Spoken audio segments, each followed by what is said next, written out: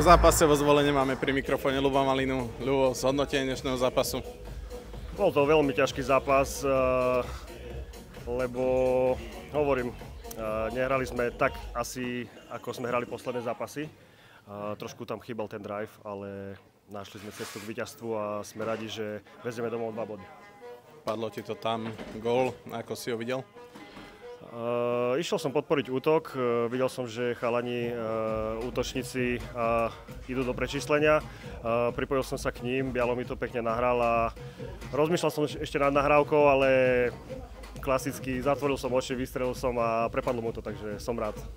V nedeľu hráme už o 3:00 proti Mikulášu. Čo na nich bude platiť? Je to taký trochu nezvyčajný čas, hrá sa asi dosť skoro pre vás?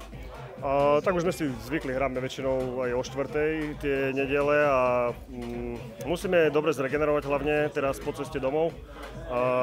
Pozrieme si nejaké videá, ako hrajú presilovky, oslabovky, ako napadajú a myslím si, že doma vyhráme a budeme chcieť vyhrať 3 body. No. Ďakujem pekne. Ďakujem.